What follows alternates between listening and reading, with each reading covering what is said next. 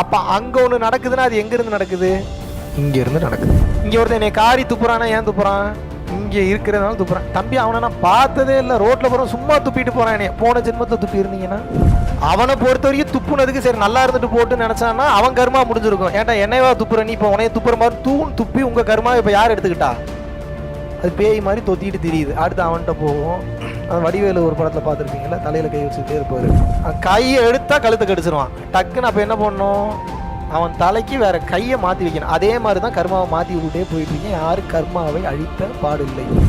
உங்களுக்கு ஒரு விஷயம் நடக்கின்றது என்றால் அந்த விஷயம் நடப்பதற்குண்டான மாபெரும் காரணம் முதல்ல நீங்க தான். நீங்க இருக்கிறதுனால தான் அப்படி நடக்குது. ரெண்டாவது, நீங்க அப்படி முன்னாடி எல்லாம் அவ்வளவு மோசமா இல்ல பாசிட்டிவா இருந்ததுனால அப்படிப்பட்ட ஆட்கள் கூட எல்லாம் உங்களோட செயின் லிங்க் கர்மாவை கிரியேட் பண்ணி வச்சிருப்பாங்க. இப்போ நீங்க அதை எக்ஸ்பீரியன்ஸ் பண்ணிட்டு இருக்கீங்க.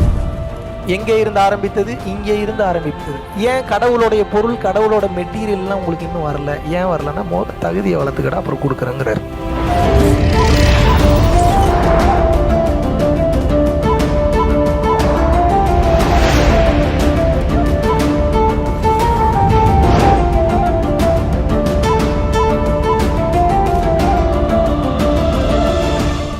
குருவே சரணம். பிப்ரவரி 4ஆம் தேதி சென்னையில், தமிழ்நாட்டில் வந்து பார்த்தீங்கன்னா ஒரு நாள் பரம்பொருள் யோகம் நேரடி வகுப்பு வந்து இன்ட்ரடியூஸ் பண்ணுறோம். ஸோ சென்னை மற்றும் மலேசியா, சிங்கப்பூர் இதை சார்ந்த பகுதியில் இருக்கிறவங்க இந்த வகுப்பில் கலந்து கொண்டு உங்களுக்கான முக்திக்கான ஞான பாதையும் பொருளாதார மேம்பாட்டையும் இறைநிலையை பெறுவதற்கான வழிவகையிலும் தாராளமாக செய்து கொள்ளலாம். அப்ப அங்க ஒண்ணு நடக்குதுன்னா அது எங்க இருந்து நடக்குது? இங்க இருந்து நடக்குது. இங்க ஒருத்தன் என்னை காரி துப்புறானா ஏன் துப்புறான்? இங்க இருக்கிறதுனால துப்புறான். தம்பி அவனை நான் பார்த்ததே இல்லை, ரோட்ல போறோம் சும்மா துப்பிட்டு போறான். என்னைய போன ஜென்மத்தில் துப்பி இருந்தீங்கன்னா அப்ப நம்ம சிற்றறிவுக்கு தெரியாது. உங்களை பொறுத்த வரைக்கும் அந்த துப்பு வாங்கினாதான் உங்க கர்மா முடியும். அவனை பொறுத்த வரைக்கும் துப்புனதுக்கு சரி நல்லா இருந்துட்டு போட்டு நினைச்சான்னா அவன் கர்மா முடிஞ்சிருக்கும். ஏன்டா என்னையவா துப்புற நீ? இப்போ உனைய துப்புற மாதிரி துப்பி உங்க கர்மா இப்போ யார் எடுத்துக்கிட்டா? அது பேய் மாதிரி தொத்திட்டு தெரியுது. அடுத்து அவன்கிட்ட போவோம். அந்த வடிவேலு ஒரு படத்தில் பார்த்துருப்பீங்களா, தலையில் கை வச்சுக்கிட்டே இருப்பார். கையை எடுத்தா கழுத்தை கடிச்சிருவான். டக்குன்னு அப்போ என்ன பண்ணணும்? அவன் தலைக்கு வேற கையை மாற்றி வைக்கணும். அதே மாதிரி தான் கர்மாவை மாற்றி விட்டுட்டே போயிட்டு இருக்கேன். யாரும் கர்மாவை அழித்த பாடில்லை. உங்கள் கர்மாவை அவன் சுமக்கிறான், அவன் கர்மாவை கொஞ்ச நேரம் நீங்கள் சுமக்கிறீங்க. இப்போ உங்களுக்கு ஒரு கேள்வி வரும். இப்போ எனக்கு ஒரு பிரச்சனை நடக்குது அப்படின்னா அந்த பிரச்சனை என்னால் நடக்குதா இல்லை அவங்களால நடக்குதா? ஆழமாக பார்த்தீங்கன்னா உங்களால் தான் நடக்குது, அதில் மாற்று கருத்து இல்லை. ஆனால் அந்த பிரச்சனை நடக்கிறதுக்கு இப்போ ஒரு கடைக்கு போகிறீங்க, ஒரு கூல் ட்ரிங்க்ஸ் ஒன்று வாங்கி குடிக்கிறீங்க. கூல் ட்ரிங்க்ஸில் ஒரு கரப்பாம்பூச்சி விழுந்துருச்சு. இப்போ உங்களுக்கு வாமிட் வந்துருச்சு, ஃபுட் பாய்சன் ஆயிடுச்சு, ஐசியூவில் போய் அட்மிட் பண்ணுறாங்க. 75,000 ரூபா ஆப்ரேஷன் சர்ஜரி ஆகும். ஆப்ரேஷனும் பண்ணியாச்சு. வெளியில் வரீங்க. வெளியில் வந்தோடனே அந்த கடைக்காரனை பார்க்குறீங்க. இப்போ அவனுக்கு பெரிய ஃபைட். எப்பட்றா கூல்ட்ரிங்க்ஸில் ஏன்டா கரப்பாம்பூச்சியோட வச்சு கொடுப்பேன்? டேய் அவங்க கேட்குறேன், டேய் நானாடா பிளான் பண்ணியாடா கரப்பாம்பூச்சி வச்சு கொடுத்தான், அவனுக்கு எனக்கு கொடுத்தேன். அப்போது நீங்கள் ஆப்ரேஷன் பண்ணி அட்மிட் ஆகி வெளியில் வரணுன்றது விதி. Yes or no? இந்த விதி நடக்கணுன்றதுக்கு எத்தனை பேர் கர்மா வேலை பார்க்குது பாருங்கள். அந்த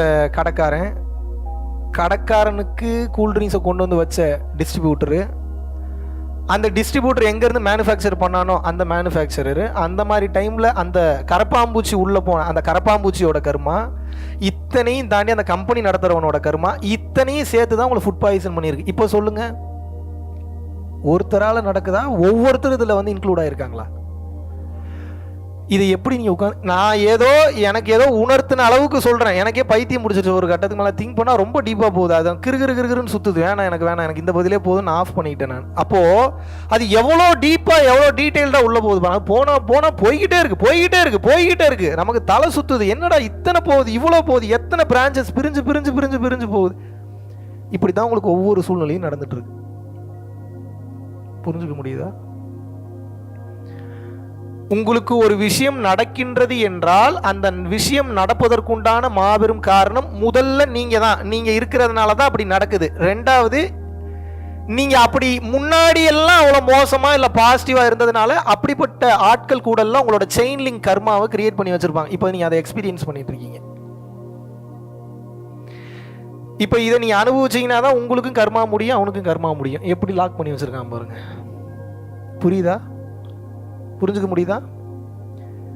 இப்போ எப்படி உங்க வாழ்க்கை எதனால மாறல?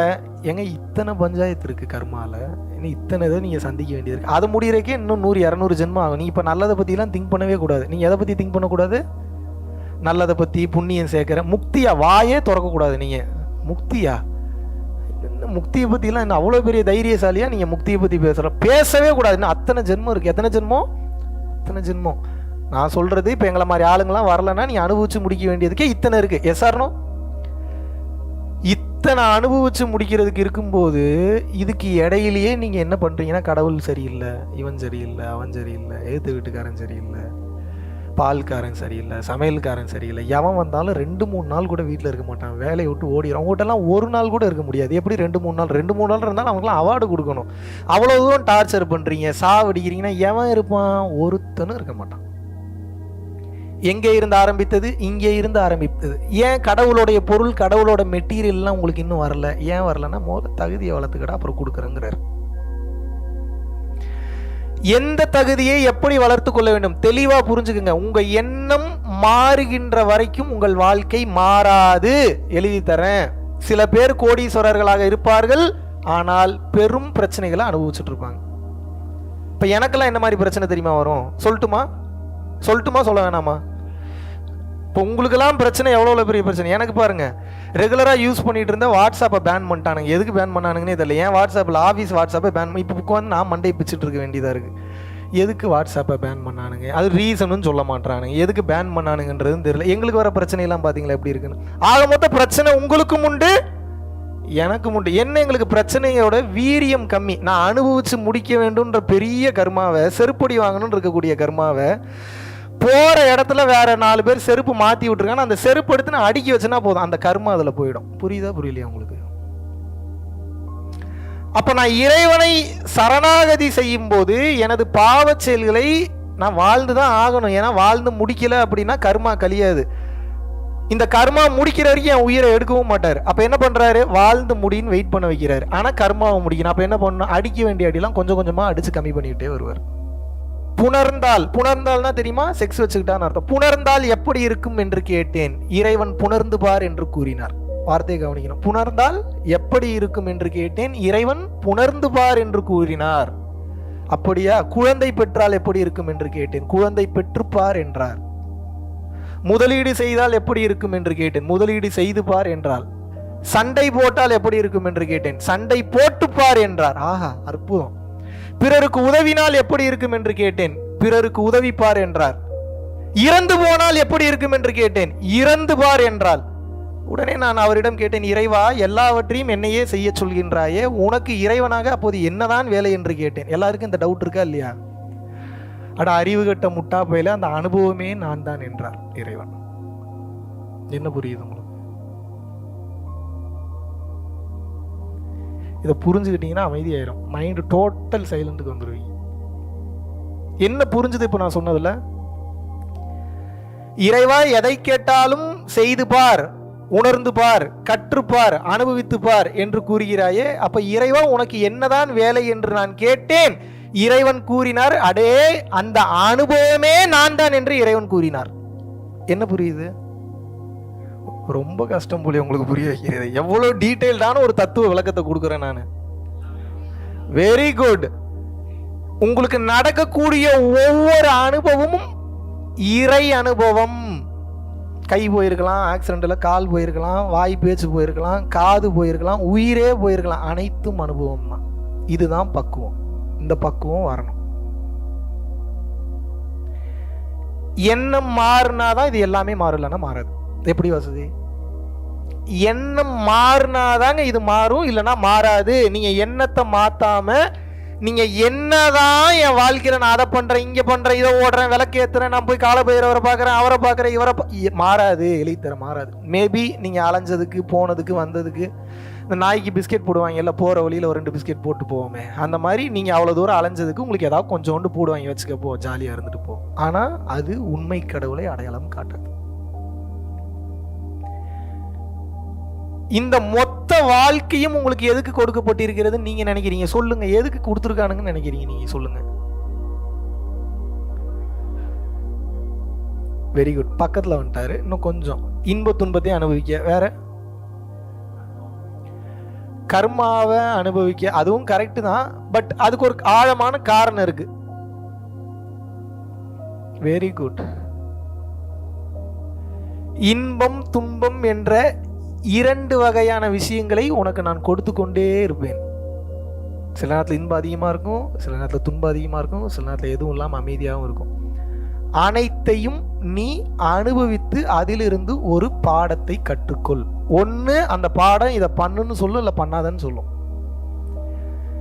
ஒன்று ஏற்றுக்கன்னு சொல்லும், இல்லை ஏற்றுக்காதுன்னு சொல்லும். ஒன்று பிரச்சனைன்னு சொல்லும், இல்லை பாசிட்டிவ்னு சொல்லும். ஆனால் இது ரெண்டுத்தில் ஏதோ ஒன்றை தானே சொல்லும். இதை தாண்டி ஏதாவது சொல்லுமா உங்களோட அனுபவம்? அப்போ அனுபவம் என்பது எதற்காக என்றால் நீங்க யாருன்னு உணர்றதுக்காக இறைவன் கொடுக்கிறார்.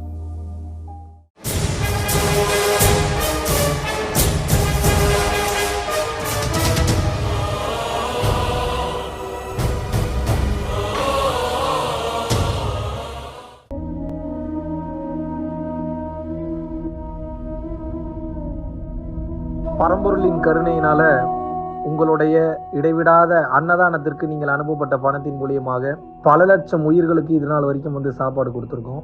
ஸோ கொரோனாலேருந்து ஆரம்பித்து ஒரு நாள் கூட விடாமல் பல உயிர்களுக்கு வஸ்திர தானங்களாக இருக்கட்டும், படிக்க முடியாதவங்களுக்கு கல்வித்தொகை கட்ட முடிய விஷயங்களாக இருக்கட்டும், இல்லை ஸ்போர்ட்ஸ் ரீதியாக விளையாடக்கூடிய நல்ல மாணவர்களை அனுப்பி வைக்கக்கூடிய விஷயங்களாக இருக்கட்டும், அதை தொடர்ந்து பார்த்தீங்கன்னா ரெகுலராக மந்த்லி பேசிஸில் ஏழை குழந்தைகளுக்கு க்ரோசரிஸ் கொடுக்கறதாக இருக்கட்டும், இல்லை அவங்களுக்கு பார்த்தீங்கன்னா சேம் அவங்க விருப்பப்படுறவங்களுக்கு வீட்டு துணிமணிகள், வீட்டுக்கு தேவைப்படக்கூடிய மற்ற பொருட்கள் வாங்கி கொடுக்கறதாக இருக்கட்டும், எல்லா உதவிகளும் பார்த்தீங்கன்னா உங்களோட உதவினால தான் போயிட்டு இருக்கு. சாது சிதம்பர சுவாமிகள் வளநாட்டார் ஒரு வார்த்தை சொல்லுவார், பசித்தோர் முகம்பார் பரம்பொருள் அருள் கிட்டும் அப்படின்னு சொல்லுவார். வள்ளல் பெருமானும் ஜீவகாருண்யம் உள்ள சம்சாரிகளுக்கு எப்பேற்பட்ட சூழ்நிலையிலும் பார்த்தீங்கன்னா அவங்களோட லாபம் தடைபடாது, தொழில் பிரச்சனைகள் நிவர்த்தியாகும், அதை தொடர்ந்து வாழ்க்கையில குடும்ப பிரச்சனைகள் விலகும், அதுபோக குழந்தை சம்பந்தமான பிரச்சனைகள் எதுவாக இருந்தாலும் இந்த அன்னதானத்திற்காக நீங்கள் செய்யக்கூடிய ஒவ்வொரு ரூபாயும் அது உங்களுக்கு நிச்சயமாக புண்ணியமாக சேரும். புண்ணியத்தை கடந்த நிலையில் முக்தி பாதைக்கும் அது நிச்சயமாக உங்களை வழி நடத்தும். அதனால விருப்பப்படுறவங்க நம்மளுடைய பரம்பொருள் அறக்கட்டளையினுடைய சேரிட்டி ஆக்டிவிட்டீஸ்க்கு தங்களுடைய விருப்பப்படக்கூடிய நன்கொடையை கீழே உள்ள டெஸ்கிரிப்ஷன்ல இருக்கக்கூடிய அக்கௌண்ட் நம்பருக்கு செலுத்தலாம். இதற்குண்டான அந்த அருளை சித்தர்கள் உங்களுக்கும் உங்கள் குடும்பத்தாருக்கும் வழங்க வேண்டுகிறேன். குருவின் பரிபூர்ண அருளாசிகள். குரு கடாட்சம்.